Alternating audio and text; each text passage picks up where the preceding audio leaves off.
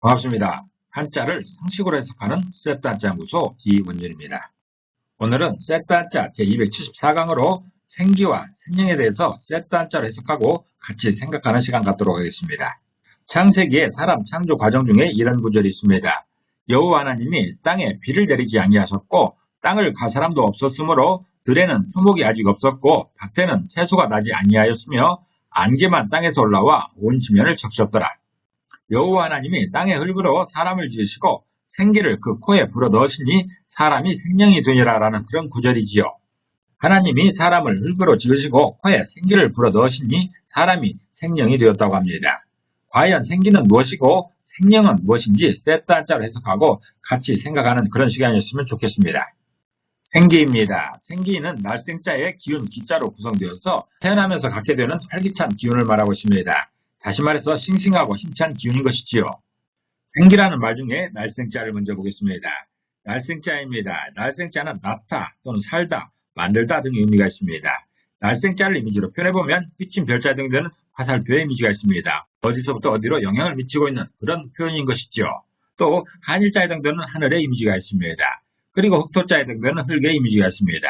이런 세 이미지가 결합된 모양이 날생자여서 날생자가 표현하는 것, 나타나는 것, 태어나는 것은 하늘에서 비롯되어 흙으로 된 것이다 라는 그런 뜻입니다. 낳는 것은 태어나는 것인데 엄마의 뱃속에 있는 아이가 밖으로 나오는 것입니다. 날생자는 비록 엄마 아빠의 노력으로 아이를 낳는 것이지만 결국 새 생명은 흙으로 만든 생명체로서 하늘에서 주신 것이라고 설명하고 있습니다.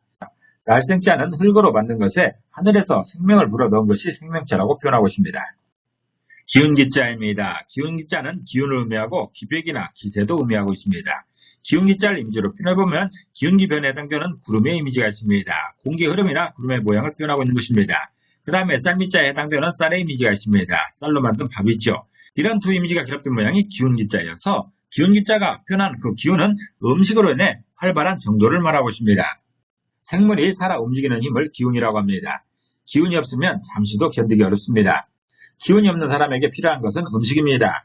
쌀이죠. 상부의 붓으로 사용되고 있는 기운기변은 하늘에 구름이 떠다니는 모양을 표현하는 것으로 스스로 살아 움직이는 모양입니다.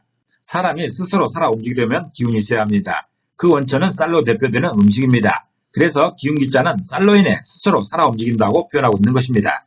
정리하겠습니다. 생기라는 말이 있습니다. 생기라는 말 중에 날생자가 표현하는 것, 난다라는 것, 다시 말해서 태어난다는 것은 하늘에서 비롯되어 흙이 된 것을 말하고 있습니다.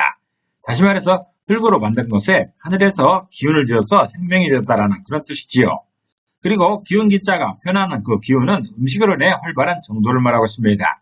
다시 말해서 충분한 영양 섭취로 인해 건강한 활동력을 말하고 있는 것입니다. 그래서 생기는 하나님이 태어나는 사람에게 주는 기운으로서 생명체의 활동력을 말하는 것입니다. 이번에는 생명에 대해서 알아보겠습니다. 생명은 날생자의 신령, 영자로 구성되어 신령의 힘으로 생명이 되었다는 표현입니다. 다시 말해서 생명은 살아있는 존재를 말하고 있습니다. 신령영자를 보겠습니다. 신령영자는 신령을 의미하고 훈령이나 존엄을 의미하기도 합니다.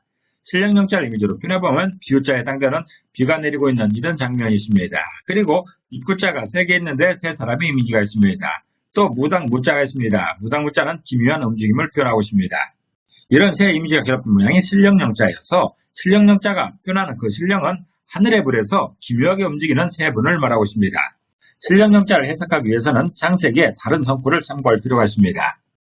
바로 이 구절인데 태초에 하나님이 천지를 창조하시니라. 땅이 혼돈하고 공허하며 흑암이 기쁨이 했고 하나님의 영은 수면 위에 운행하시니라라는 그런 구절이 있죠. 여기 바로 신령영자가 나오고 있습니다.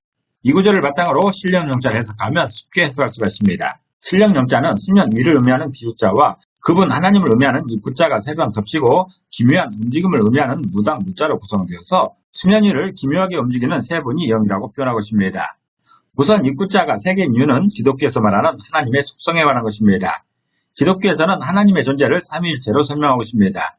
다시 말해서 성부, 성자, 성령 3분이 하나의 존재라는 것입니다. 여기에서 입구자가 3개인 이유는 성부, 성자, 성령 3분으로 해석하는 것이 타당할 것입니다. 그리고 무당무자는 당시의 표현으로 사람이 볼 수 있는 가장 기묘한 움직임을 무당의 칼춤으로 봤습니다.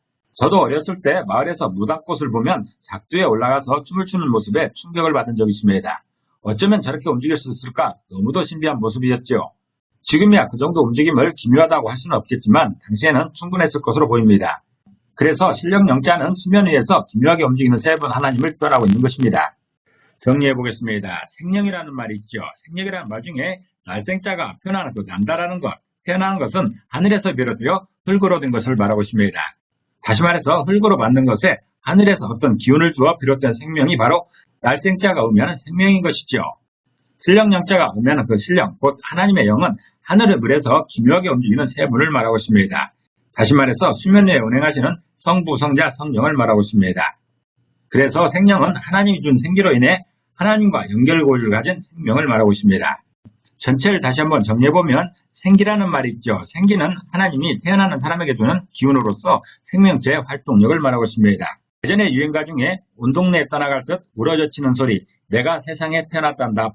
바로 오늘이란다라는 말처럼 갓난아이가 우렁차게 기함을 지르는 그런 힘찬 기운을 바로 생기라고 하는 것입니다. 그리고 생명이라는 말은 하나님이 준 생기로 인해 하나님과 연결고리를 가진 생명을 말하고 있습니다. 그러므로 흙으로 만든 사람에게 하늘의 기운이 들어왔으니 그 기운을 생기라 하는 것이고 그 생기를 받음으로 비로소 살아있는 생명체, 즉 생명이 된 것입니다. 이는 기독교만이 가진 생명사상이라 할 수 있습니다. 오늘은 창세기에 나오는 단어인 생기와 생명에 관해서 세트 한자로 해석하는 시간이었습니다. 오늘도 평안한 하루 보내시기를 기도합니다. 감사합니다.